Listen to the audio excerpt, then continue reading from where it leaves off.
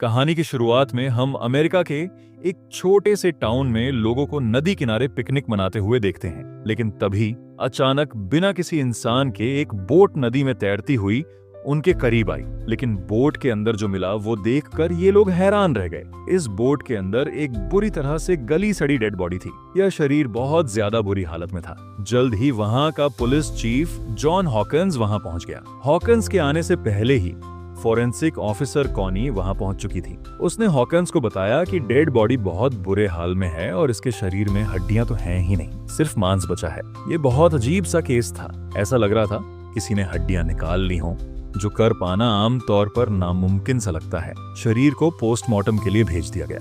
Jacob नाम के doctor ने शरीर का निरीक्षण किया। पूरी जांच पड़ताल के बाद जैकब ने हॉकिंस को बताया कि ऐसा ही लग रहा है कि किसी ने बड़े ही ध्यान से सारी हड्डियां निकाल ली हों। लेकिन सोचने की बात यह है कि ऐसा किया कैसे होगा उसने।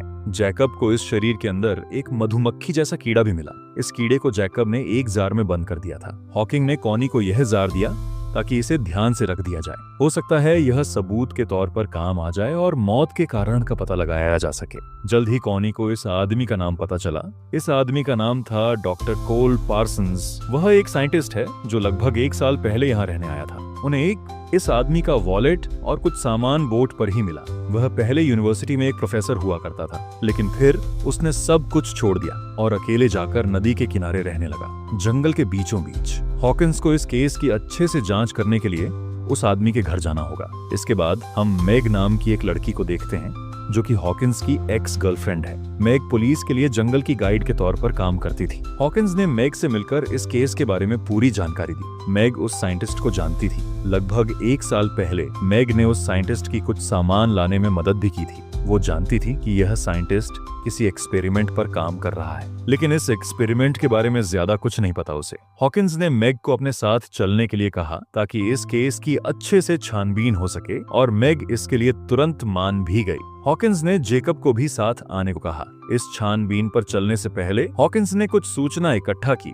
और तभी उसे एक और परेशान कर देने वाली खबर मिली। उस साइंटिस्ट की एक छोटी बेटी भी थी जो लगभग 1 साल पहले गायब हो गई थी और उसे आज तक कोई नहीं ढूंढ पाया। अगले ही दिन हॉकिंस, मैग और जेकब ने सारा सामान बांधा और घने जंगल की ओर निकल पड़े। इस सफर का कुछ हिस्सा उन्हें बोट से तय करना होगा ताकि वो साइंटिस्ट के कैबिन तक पहुंच सकें। जब ये लोग रास्ते में थे तो अचानक कॉनी का फोन आया। कॉनी ने बताया कि जो कीड़ा इस आदमी के शरीर में मिला है वो कल तो मर गया था और आज फिर से जिंदा हो गया। कॉनी ने पूछा कि क्या मैं इस कीड़े को जांच के लिए लैब में भेज दूं, लेकिन हॉकिंस ने कहा कि मेरे लौटने का इंतजार करो। कॉनी ने यह भी बताया कि जब इस साइंटिस्ट की बेटी गायब हुई थी तो उसकी पत्नी का दिमागी संतुलन हिल गया था और उसे 3 महीने तक अस्पताल में रखा गया था। वो बार बार अपने पति को ही अपनी बेटी के गायब होने के लिए जिम्मेदार ठहरा रही थी। जैसे जैसे रात हुई, हॉकिंस, मैग और जेकब अपनी मंजिल तक पहुंचे। कभी नदी किनारे जो सुंदर घर हुआ करता था वो अब एक डरावना अकेला कैबिन बन चुका है जहां कोई नहीं आता जाता,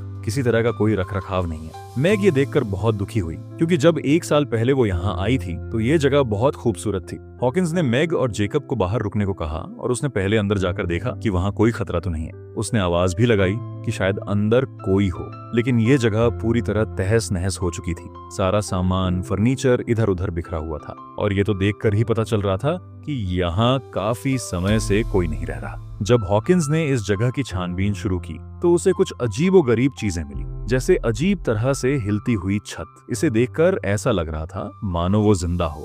जल्द ही हॉकिंस को एक कमरा मिला जिसका दरवाजा बहुत अच्छी तरह से बंद किया गया था।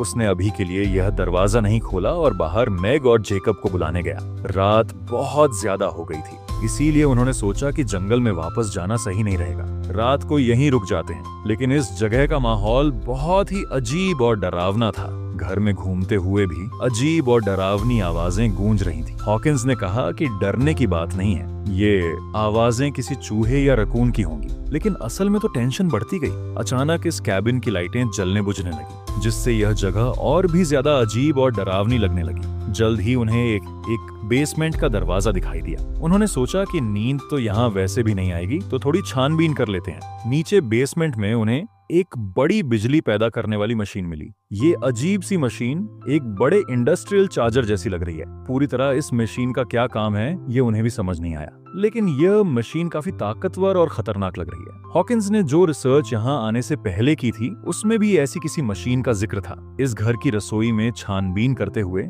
उन्हें पता चला कि रसोई की अलमारी से कुछ तारें ऊपर की तरफ जा रही हैं। इन तीनों ने अंदाजा लगाया कि जो भी मशीन इस घर में मौजूद है वो जरूर ऊपर वाले कमरे में होगी। खैर, जो कमरा हॉकिंग को पहले बंद मिला था वो खुद ब खुद खुल गया। हॉकिंग ने अपने दोस्तों को बुलाया और तीनों अंदर चले गए। दीवारों पर अजीबोगरीब फोटोज लगी हुई थी और तंत्र मंत्र से जुड़े हुए रहस्यमय निशान बने हुए थे, लेकिन कुछ साइंस से जुड़ी चीजें भी थीं। यह साइंस और काले जादू का एक मिक्सचर सा लग रहा था। वहाँ कुछ फोटोज तो बहुत ज्यादा दिल दहला देने वाली थी। वो लोग छानबीन कर ही रहे थे कि अचानक एक मकड़ी ने जैकब के मुंह पर काट लिया। डरा और घबराया हुआ जैकब अपने कमरे के बाहर भागा। हिकिंग्स ने कॉनी को फोन किया और कहा कि पता लगाओ यह अजीबोगरीब घर किसने बनाया। लेकिन छत से आ रही इलेक्ट्रोमैग्नेटिक रेडिएशन की वजह से उसके फोन का सिग्नल टूट गया। वहीं जेकब और हॉकिंग के बीच में भी मैग को लेकर कुछ टेंशन थी। दरअसल हॉकिंग से पहले मैग जेकब की गर्लफ्रेंड थी और वो आज भी कहीं ना कहीं उससे प्यार करता था। इस वजह से उन तीनों के बीच में माहौल थोड़ा अजीब हो गया। जैसे ही वो लोग सोने की तैयारी करने लगे, हॉकिंग का कहना था कि उन तीनों को एक ही कमरे में रुकना चाहिए ताकि अगर कोई भी खतरा आए तो वो लोग मिलकर उसका सामना कर सकते हैं। लेकिन मैग ने कहा कि देखो, मुझे अपना खुद का कमरा चाहिए, मैं नहीं एडजस्ट कर सकती तुम लोगों के साथ। रात को जेकब बहुत बीमार हो गया। शायद उस मकड़ी के काटने की वजह से कोई भी ठीक से नहीं सो पा रहा था। मैग हॉकिंस के कमरे में आ गई क्योंकि उसे लग रहा था कि इस जगह में कोई बहुत ही बुरी सी शक्ति है। हालांकि उसने आज तक जंगल में बहुत सी रातें अकेली बिताई हैं, लेकिन इस जगह का एहसास कुछ अलग सा है। कोई बहुत बुरी शैतानी शक्ति मौजूद है यहाँ पर। बातों बातों में ये दोनों करीब आ गए और इनके बीच में नजदीकियां बढ़ने लगी। तभी हम देखते हैं कि छत से खुद ब खुद एक सीढ़ी नीचे की तरफ आई।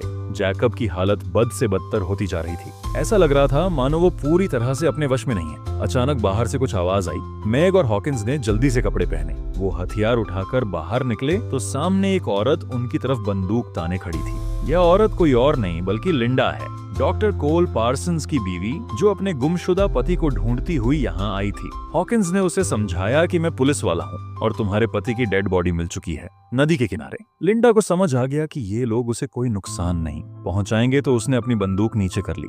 जब ये लोग बातचीत कर रहे थे तो मैग बेसमेंट में गई ताकि कैबिन की बिजली को वापस लाने का कोई तरीका ढूंढा जाए। तभी हमने वहाँ बच्ची की एक डरावनी परछाई देखी जो मैग का पीछा कर रही है। मैग को वहाँ एक गुड़िया मिली जिसे उसने अपने साथ रख लिया। तभी हॉकिंस ने देखा कि जेकब वहाँ नहीं है और वो उसे ढूंढने बाहर चला गया। बाहर जाकर उन्होंने देखा कि ऊपर वाले कमरे में कुछ अजीब सी आवाजें आ रही हैं। हॉकिंस, मैग और लिंडा छत की तरफ बढ़ने लगे तो देखा कि जेकब इस अजीब व गरीब मशीन में फंसा हुआ है। उन्होंने जेकब को खींचकर बाहर निकाला, लेकिन ऐसा लग रहा था मानो जेकब अब जेकब रहा ही नहीं। वो पूरी तरह से खोया खोया लग रहा था। इसी घटना के दौरान लिंडा को अपनी खोई हुई बेटी की आवाज सुनाई दी, जो ऊपर वाले कमरे से अपनी माँ को आवाज लगा रही है। जैकब को मशीन से निकालने के बाद हॉकिंस और बाकी लोगों ने जैकब से सवाल पूछे कि यह मशीन आखिर शुरू कैसे हुई है और वो ऊपर वाले कमरे में क्या करने गया था। जैकब बेचारा घबराया और कमजोर सा लग रहा था। वो बार बार यही बात दोहरा रहा था कि मुझे नहीं पता ये सब कैसे हुआ। लिंडा उस मशीन के सामने खड़ी होकर थोड़ा घबराई हुई उसे देख रही थी। मैग वहां आई और लिंडा से पूछा कि तुम्हें कोई अंदाजा है कि यह मशीन है क्या। लिंडा ने बताया कि एक इलेक्ट्रोमैग्नेटिक मशीन है जो बहुत ताकतवर मैग्नेटिक फील्ड बनाने में इस्तेमाल की जाती है। उसने आगाह किया कि यह मशीन इंसानों के लिए बहुत ही ज्यादा खतरनाक और जानलेवा है। हॉकिंस लिंडा को उस कमरे में ले गया जहां वो अजीबोगरीब फोटोज दीवारों पर चिपकी हुई थी। लिंडा ये सब देखकर और ज्यादा घबरा गई। वो अपने पति के साथ 10 साल रही है और उसे अच्छी तरह से जानती है कि यह काम उसका बिल्कुल नहीं है। उसने पूरे कॉन्फिडेंस के साथ कहा कि यह काम मेरे पति का बिल्कुल नहीं है। अब उसे डर था कि शायद किसी बेहद डरावनी चीज ने मेरे पति को अपने वश में कर लिया है। तभी हॉकिंस को वहां एक लैपटॉप मिला जिस पर पासवर्ड लगा हुआ था, तो वो उसे खोल नहीं पाया। उसने लिंडा से इस पासवर्ड को खोलने में मदद मांगी। इससे पहले कि वो कुछ करते, उन्हें खिड़की से घर के बाहर कोल खड़ा हुआ मिला, जो कि जिंदा और बिल्कुल ठीक था। वो घबराकर बाहर की तरफ भागे और समझ गए कि यह कोई भ्रम नहीं है। कोल सच में जिंदा है। गुस्से में लिंडा ने कोल को एक जोरदार थप्पड़ दे मारा, लेकिन कोल ने कोई उल्टा जवाब नहीं दिया। उसने कहा कि तुम्हारा गुस्सा जायज है और मारो चाहे मुझे। अंदर चलकर सब लोग आराम से बैठ गए। हॉकिंस ने कोल से पूछा कि तुम इतने वक्त से कहां पर थे और यहाँ क्या हुआ? ये घर ऐसी हालत में क्यों है? उसने नदी के पास बोट में मिली डेड बॉडी के बारे में भी कोल को बताया। कोल इन सब बातों को हंसकर टाल रहा था। उसने मशीन के बारे में किसी भी सवाल का सीधा जवाब नहीं दिया। पुलिस स्टेशन में कॉनी लगातार हॉकिंस से संपर्क करने की कोशिश कर रही थी। जो मक्खी उस लाश के शरीर में मिली थी वो जिंदा तो हो ही गई थी, लेकिन अब वो 2 मक्खियों में बदल चुकी है। इसकी वजह कोल की वो मशीन हो सकती है। वहीं हम देखते हैं कि जेकब की हालत अब बद से बदतर होती जा रही थी। उसके शरीर में डरावने बदलाव शुरू हो गए थे। नाखून के ऊपर नए नाखून उगने लगे, जल्द ही नए दांत भी, और हड्डियों के ऊपर हड्डियां उगने लगी। वो बहुत तेजी से बदल रहा था। यह सब कुछ शायद उस मशीन की रेडिएशन की वजह से हुआ है। हॉकिंस ने कोल से काफी सवाल जवाब किए, लेकिन कोल ने कोई भी सही जवाब नहीं दिया। यहाँ तक कि जब लिंडा ने उससे पूछा कि तुम कहाँ गए थे, तब भी उसने कोई खास ढंग का जवाब नहीं दिया। और उधर जैकब कोल की बातें इस तरह मान रहा था मानो वो उसका कोई नौकर हो।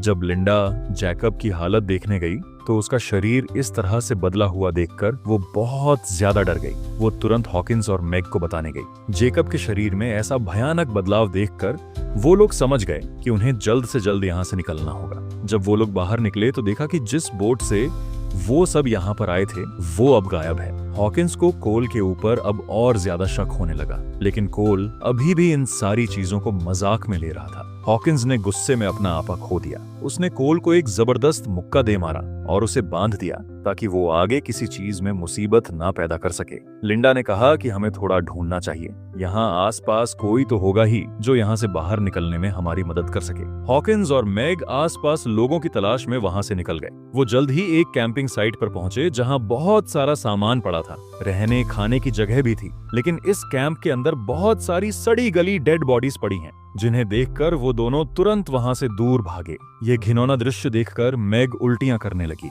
हॉकिंस ने उसे शांत करने की कोशिश की, लेकिन इसी दौरान मैग ने भावुक होकर कहा कि मैं प्रेग्नेंट हूँ, मेरे पेट में तुम्हारा ही बच्चा है। इस वक्त कैबिन में लिंडा कोल के साथ अकेली थी। लिंडा ने जब सच की कड़ियों को जोड़ना शुरू किया तब उसे समझ आया कि कोल ने बहुत सी सच्चाई सबसे छुपा कर रखी है। उसने कोल के लैपटॉप के पासवर्ड में टिंकरबेल सिलिबेल डाल दिया, जिससे लैपटॉप तुरंत खुल गया। दरअसल कोल उसे पहले इसी नाम से पुकारा करता था। थोड़ी छानबीन के बाद उसे लैपटॉप में कुछ डरावनी वीडियोस मिली, जिसमें कोल ने कई लोगों पर एक्सपेरिमेंट किया। हर आदमी जो उस मशीन से गुजरा वो अपने अंदर एक बुरी शक्ति के साथ बाहर आया, जैसे कि कोई बुरी ताकत उनके ऊपर कब्जा कर लेती हो। लिंडा को यह भी पता चला कि कोल खुद भी इस मशीन से गुजर चुका है और नदी के किनारे जो लाश मिली थी वह सच में कोल की ही है। और अब जो कोल उनके सामने है वह उसका पति नहीं, एक वैश्य दरिंदा है जिसे इस मशीन ने बनाया है। इन वीडियोस में उसने यह भी देखा कि कोल ने अपनी खुद की बेटी को भी इस भद्दे एक्सपेरिमेंट में बलि चढ़ा दिया। इसी बीच कोल ने लिंडा को उस कमरे में बंद कर दिया ताकि वह उसके काम में अड़चन न डाल पाए। जब हॉकिंस और मैग वापस लौटे, उन्होंने देखा कि कोल वहां से गायब है। हॉकिंस ने मैग को बाहर ही इंतजार करने को कहा ताकि वह अंदर जाकर देखे कि कोई खतरा तो नहीं है। उसने अपनी बंदूक उठाई और अंदर गया। जैकब का शरीर अचानक अंदर से खुलने लगा और एक खतरनाक जीव उसके बचे हुए शरीर से बाहर निकल आया, जिसने तुरंत हिकिंग्स पर हमला कर दिया। हिकिंग्स ने अपनी पूरी ताकत से इस दानव का सामना किया। ठीक तभी मैग अंदर आ गई और इस दानव पर गोली चलाकर उसे मार गिराया। इस भयानक दृश्य को देखकर हॉकिंस ने फैसला किया कि उन्हें इस मशीन को खत्म करना होगा ताकि यह पागलपन खत्म किया जा सके। उसने मैग की सुरक्षा के लिए उसे बाहर भेजा और मशीन को जलाने की तैयारी करने लगा। इसके लिए उसने पेट्रोल और देसी बमों का इस्तेमाल किया। जल्द ही लिंडा उस कमरे से बाहर निकल आई। हाथ में कुल्हाड़ी लिए वह कोल को किसी भी हालत में खत्म कर देना चाहती थी। जब वह बेसमेंट में पहुंची तो उसने देखा कि उसकी बेटी मशीन के अंदर जा रही है। भावुक होकर लिंडा भी मशीन के अंदर चली गई और इस खतरनाक ताकत का शिकार बन गई। बाहर इसी महीने शिकार हुए लोग जंगल में कहीं कहीं से कैबिन की तरफ बढ़ने लगे।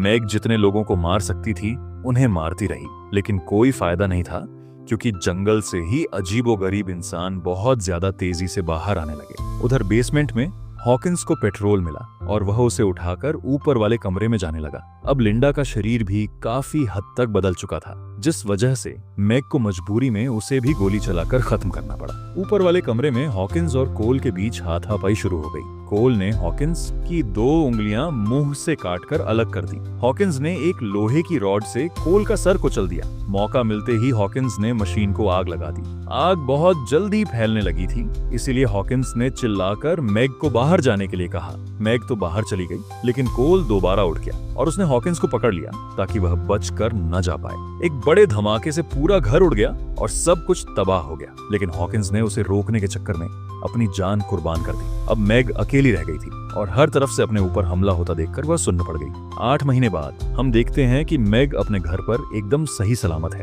कॉनी उसके पास आई ताकि हॉकिंस का कुछ सामान उसे दे सके। जैसे ही कॉनी सामान देकर गई, उसने सारा सामान जला दिया। इसके बाद हमने देखा कि मेघ का सड़ा गला शरीर पेड़ के नीचे पड़ा था, जिससे पता चलता है कि असली मेघ तो मर चुकी है। यह मशीन का बनाया हुआ एक बहरूपिया है और ये पक्की बात है कि उसके पेट में जो बच्चा है वह भी आम तो नहीं होगा। वीडियो पसंद आई तो लाइक कर देना, चैनल को सब्सक्राइब कर लेना। मिलते हैं अगले वीडियो में।